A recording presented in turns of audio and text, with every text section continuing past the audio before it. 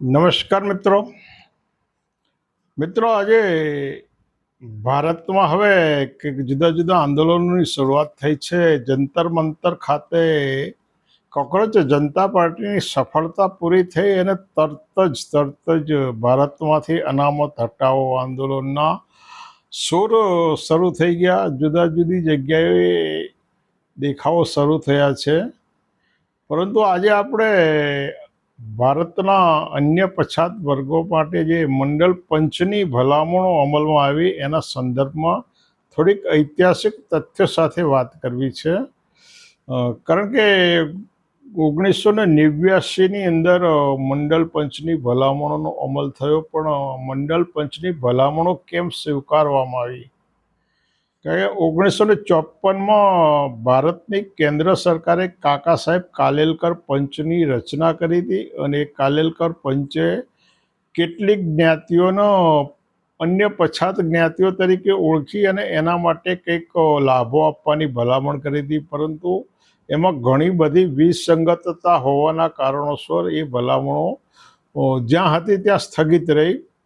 1978માં ભારતમાં કોંગ્રેસના શાસન પછી જનતા પક્ષનું શાસન આવ્યું અને જનતા પક્ષના શાસન સમયે મોરારજી દેસાઈની સરકારે બીપી મંડળના અધ્યક્ષપણા નીચે મંડળ કમિશનની ભલામણો કરી અને મંડળ પંચે કેન્દ્ર સરકારને એની ભલામણો સોંપી દીધી. પરંતુ એ રિપોર્ટ ઘણા લાંબા સમય સુધી અભરાઈ ઉપર રહ્યો.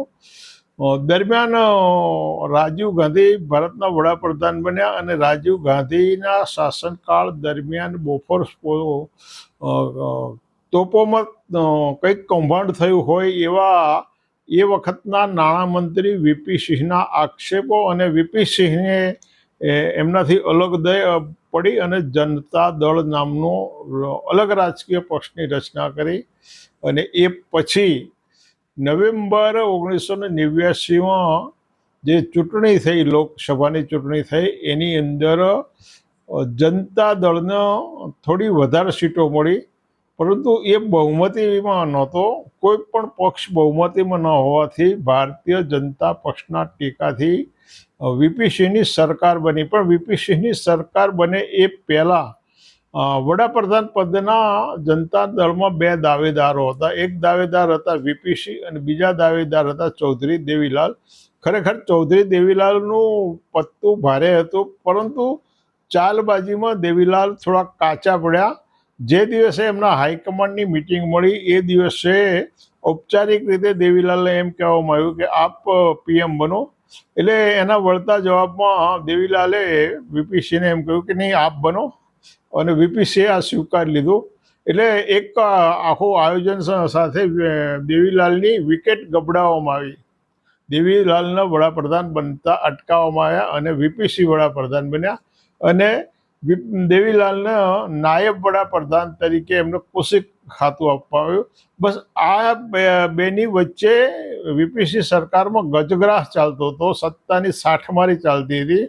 એટલે વીપી સિંહે વિચાર્યું કે દેવીલાલને કઈ રીતે કટઅપ કરાય. દેવીલાલને કાપવા માટે, દેવીલાલનું રાજકીય વજન ઘટાડવા માટે વીપી સિંહ કંઈક શોધતા હતા. એમને આ મંડળ પંચની ભલામણો ધ્યાનમાં આવી એટલે એમણે 7મી ઓગસ્ટ 1989ના રોજ મંડળ પંચની ભલામણો પૈકીની માત્ર 27% અનામતો વીપી મંડળ પંચની જે ભલામણો હતી, લગભગ 21 જેટલી ભલામણો છે, એમાંથી શિક્ષણ અને નોકરીમાં 27% અનામતોની ભલામણ સ્વીકારવામાં આવી. એટલે બસ આ જ કારણોસર ભારતીય જનતા પક્ષને એમ લાગ્યું કે હવે વીપી સિંહ ભારતના અન્ય પછાત વર્ગોમાં એનું વર્ચસ્વ વધી જશે અને એના વર્ચસ્વને ખાળવા માટે કંઈક કરવું જોઈએ. એટલે જેની કંઈ જરૂર નહોતી, કોઈ પણ બાબતની જરૂર નથી એવી 23મી સપ્ટેમ્બર 90ના દિવસે લાલકૃષ્ણ અડવાણી, જે વડાપ્રધાન બનતા રહી ગયા અને એમને વડાપ્રધાન બનતા પહેલાં ભંડકૈયામાં મોકલી દેવામાં આવ્યા, એ લાલકૃષ્ણ અડવાણીએ 23મી સપ્ટેમ્બર 90ના દિવસે સોમનાથથી અયોધ્યાની રથયાત્રા કાઢી. એટલે આના કારણે સમગ્ર ભારતની અંદર એક ઉન્માદ પેદા થયો. રામ જન્મભૂમિના સંદર્ભમાં એક ઉન્માદ પેદા થયો. વાતાવરણ તંગ વાતાવરણ હતું. હવે એલ.કે. અડવાણીની ધરપકડ કોણ કરે?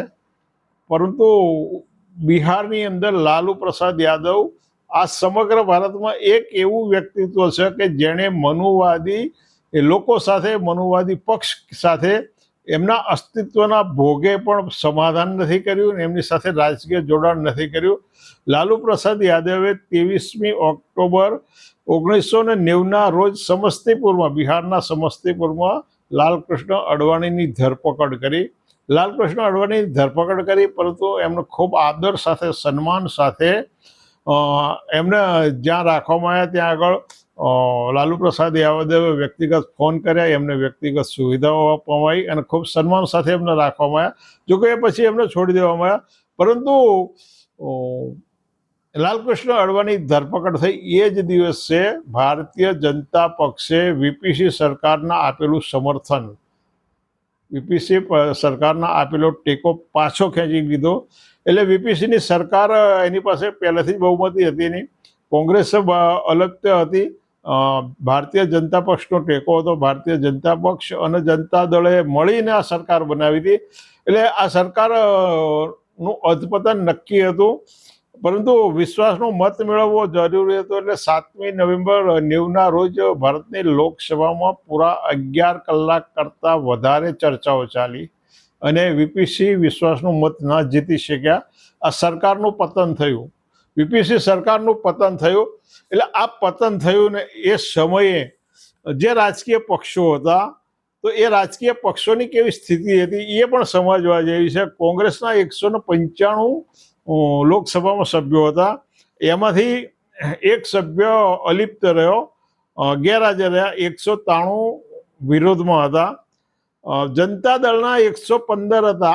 આ બહુ નોંધવા જેવી બાબત છે. જનતા દળની જેની સરકાર હતી એના 115 સભ્યો હતા અને એનામાંથી 86, માત્ર 86 સભ્યો સપોર્ટમાં રહ્યા, સમર્થનમાં રહ્યા.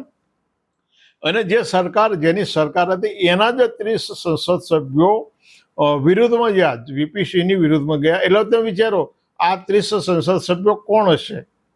કઈ વર્ણ અને કઈ જાતિમાંથી આવતા હશે? જો પક્ષના આદેશને એ વફાદાર રહ્યા હોત તો એ 115 અવિશ્વાસના મતની વિરુદ્ધમાં, એટલે વીપીસીની સરકારના સમર્થનમાં મતદાન કરત. પરંતુ વીપીસીના જનતા દળના 115 પૈકીના 30 સભ્યોએ પોતાની સરકારની જ વિરુદ્ધમાં મત આપ્યો. ભારતીય જનતા પક્ષના 86 હતા. કેટલા હતા? ભારતીય જનતા પક્ષના 86 હતા અને 86માંથી 85 વિરુદ્ધમાં ગયા, એક ગેરહાજર રહ્યો. સામ્યવાદીઓ, માર્ક્સવાદીઓ હતા એ વીપીસીના સમર્થનમાં રહ્યા. બીજા જે નાના પક્ષો હતા, એસડીએડી, સપા, પછી ફોરવર્ડ બ્લોક, આ બધા જે નાના પક્ષો હતા, એવા લોટ ઓફ નાના પક્ષો હતા કે જેની પોતાની સભ્ય સંખ્યા 1, 2, 4 હતી. કુલ ગણતરી કરવામાં આવે તો 554 જે સભાસદો હતા, એમાંથી 355 વિરોધમાં ગયા. કેટલા? 355 વિરોધમાં ગયા અને વીપીસી સરકારનું પતન થયું, વીપીસી સરકારનું. એટલે જે ભારતીય જનતા પક્ષના ટેકાથી જ સરકાર બની હતી, પરંતુ વીપીસી સરકારે મંડળ પંચની ભલામણોનો અમલ અન્ય પછાત વર્ગો માટે કર્યો. ફરી વખત રિપીટ કરું, વીપીસીની સરકારે અન્ય પછાત વર્ગો માટે 27% નોકરી અને શિક્ષણમાં અનામતની ભલામણ કરી. આ ભલામણોના કારણે વીપીસી સરકારનું અને વીપીસીનું સામાજિક અને રાજકીય કદ વધી જાય એને રોકવા માટે જ, વીપીસીનું સામાજિક અને રાજકીય કદને રોકવા માટે ભારતીય જનતા પક્ષ, જેની જરૂર નહોતી એવી સોમનાથથી અયોધ્યાની રથયાત્રા કરી અને ઉન્માદ પેદા કર્યો. બિહારના સમસ્તીપુરમાં લાલુ પ્રસાદ યાદવ એક વખતે ખૂબ લોકપ્રિય અને પ્રભાવી અને બિહારના મુખ્યમંત્રી હતા. ખૂબ પ્રભાવી અને એક અસરકારક મુખ્યમંત્રી હતા. એમણે હિંમત કરી લાલકૃષ્ણ અડવાણીની ધરપકડ કરી અને એના કારણે એમણે 23 ઓક્ટોબર ટેકો પાછો ખેંચ્યો અને એ પછી અવિશ્વાસના મતમાં. એટલે આખી ઘટના સમજવા જેવી છે કે જે લોકો અન્ય પછાત વર્ગોના ઉત્થાનની વાત કરે છે, એમના વિકાસની વાત કરે છે, એ જ લોકોએ વીપીસિંહ સરકારના આપેલો ટેકો ખેંચી લીધો. શા માટે? કે એમણે લાલકૃષ્ણ અડવાણીની ધરપકડ કરી, પણ લાલકૃષ્ણ અડવાણીએ જે રથયાત્રા કાઢી હતી એ વખતે એવા કેવા સંજોગો હતા, એવી કેવી જરૂરિયાત ઊભી થઈ? ભારતની જનતાએ એવી માગણી કરી હતી કે તમે રથયાત્રા કાઢો અને એ રથયાત્રા કાઢો, જો તમારી ધરપકડ થશે તો તમને વીપીસિંહ સરકારના આપેલો ટેકો તમે પાછું ખેંચી લો. આવી ભારતની જનતાએ ક્યારેય કંઈ માગણી કરી હતી? ક્યારેય કોઈ આવા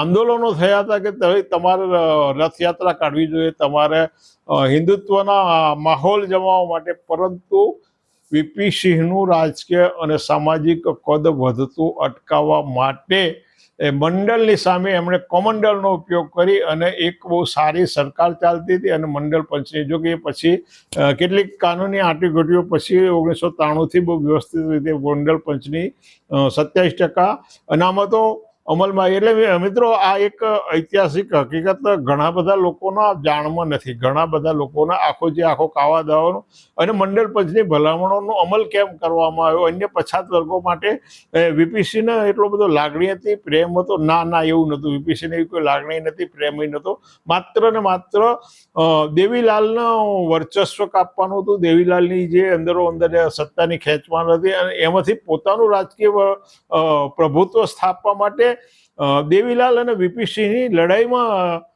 વીપીસિંહે આ મંડળ પંચની ભલામણોનો અમલ કર્યો. એમાં ક્યાંય ભારતીય જનતા પક્ષ એની નજરમાં નહોતો. ભારતીય જનતા પક્ષને કાપવાનો નહોતો, પણ ભારતીય જનતા પક્ષના લોકો એવું અર્થઘટન કરી લીધું કે વીપીસિંહનું રાજકીય અને સામાજિક કદ વધી જશે અને એક વધતા કદને અટકાવવા માટે આવું એક મોટું વ્યવસ્થિત ચાલતી સરકારનું એમણે પતન કર્યું અને સાથે સાથે અન્ય પછાત વર્ગોના હિતોનું પણ એમણે અહિત કરવાનું પગલું ભર્યું. મિત્રો, આ ઐતિહાસિક હકીકત ઘણા બધા જાણતા હોવાના કારણે આજે આ રજૂઆત કરી છે. તમને યોગ્ય લાગે તો આ ચેનલને સબસ્ક્રાઈબ કરજો, લાઈક કરજો. ફરી મળીશું. આવજો.